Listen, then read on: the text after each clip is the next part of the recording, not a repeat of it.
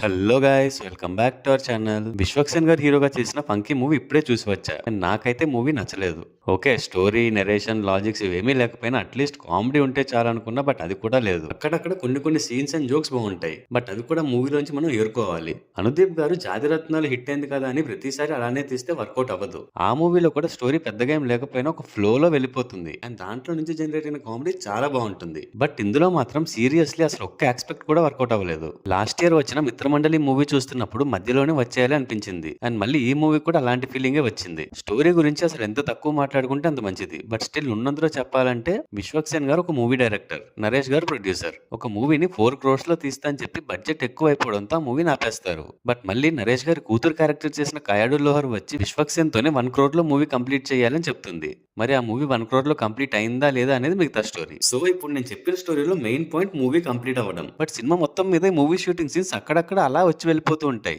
And ఈ మూవీలో కొంతమంది స్పెషల్ క్యామియోస్ తో కొన్ని సెటైర్స్ వేయించారు. అంటే present sequels trend, cinematic universe లు, డివోషనల్ ఎలిమెంట్స్ ని ఇంక్లూడ్ చేయడం, వీటిపైన కొన్ని సెటైర్స్ ఉంటాయి. అవి నాగవంశీ గారి కావాలని చెప్పి రాపించినట్టు అనిపించింది. క్లైమాక్స్ లో అసలు విశ్వక్సేన్ ఎందుకు అలా ఉంటున్నాడు అనే దానిపైన ఒక ఎమోషనల్ సీన్ ఉంటుంది. అది ఎంత ఆర్టిఫిషియల్ గా ఉందంటే అంత ఆర్టిఫిషియల్ గా ఉంది.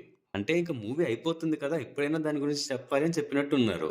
ఇంకా పర్ఫార్మెన్సెస్ అయితే విశ్వక్సేన్ గారికి క్యారెక్టర్ అస్సలు సెట్ అవ్వలేదు. ఆయన నవ్వించాలి, కామెడీ చేయాలని చాలా ట్రై చేశారు, కానీ అస్సలు వర్కౌట్ అవ్వలే. బట్ ఈ gave is 100%. Kayadu Lohar performance బాగుంది. అండ్ ఇన్ఫాక్ట్ ఈ మూవీలో one of the plus point తనే. చాలా బ్యూటిఫుల్ గా కనిపించారు. మిగతా క్యారెక్టర్ పర్ఫార్మెన్సెస్ ఏమో కానీ వాళ్ళ క్యారెక్టరైజేషన్స్ ఎంత సిల్లీగా ఉంటాయంటే మరి ఇంత ఎర్రిపప్పలా అనే ఫీలింగ్ వస్తుంది. బట్ అఫ్ కోర్స్ స్టోరీనే అలాంటిది. వాళ్ళందరినీ ఎర్రిపప్పలాగానే చూపించారు కాబట్టి ఇంకేం చేయలేం. ఇంకా డైరెక్టర్ అనుదీప్ గారు చాలా ఇంటెలిజెంట్ గా ప్రతి సీన్ లో ఒక పంచ్ డైలాగ్, ఒక కౌంటర్ డైలాగ్ లాంటివి పెట్టుకున్నారు. But most of the part work out అవ్వలేదు. అసలు స్టోరీయే లేకుండా ఓన్లీ డైలాగ్స్ తోనే మూవీ తీసి ఇట్ కొట్టాలంటే కష్టం. ఎప్పుడో ఒకసారి తగులుతుంది, కానీ ప్రతిసారి వర్కౌట్ అవ్వదు. ఇంకా మ్యూజిక్ గురించి అయితే వామ్మో, ఆ సాంగ్స్ అయితే ఘోరాతి ఘోరం. ఎస్పెషల్లీ ఆ లాస్ట్ సాంగ్ మొన్న యూట్యూబ్ లో రిలీజ్ అయినప్పుడే మూవీలో ఈ సాంగ్ లేకపోతే బాగుండు అనుకున్నా, కానీ మన దరిద్రానికి మూవీలో ఈ సాంగ్ ఉంది. ఆ సాంగ్ కి, ఆ డాన్స్ కి ఒక దండం.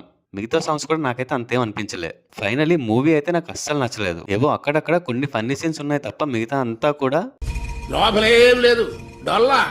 అండ్ ఈ మూవీకి నా రేటింగ్ 1.75/5. అండ్ ఇది కంప్లీట్ గా నా పర్సనల్ ఒపీనియన్. మూవీ చూస్తున్నప్పుడు అని చూసిన తర్వాత నాకు అనిపించిన ఇంప్రెషన్. మీరు ఈ మూవీ ఆల్రెడీ చూసేసి ఉంటే మీకు ఎలా అనిపించిందో కమెంట్స్ లో చెప్పండి. అలాగే మన ఛానల్ని ఇంకా సబ్స్క్రైబ్ చేసుకోకపోతే ప్లీజ్ డూ సబ్స్క్రైబ్. అండ్ ఈ వీడియో మీకు నచ్చినట్టయితే లైక్ చేసి మీ ఫ్రెండ్స్ అండ్ ఫ్యామిలీ మెంబర్స్ కి షేర్ చేయండి. Also follow us on Facebook and Instagram. Thanks for watching. See you in the next video. Adios.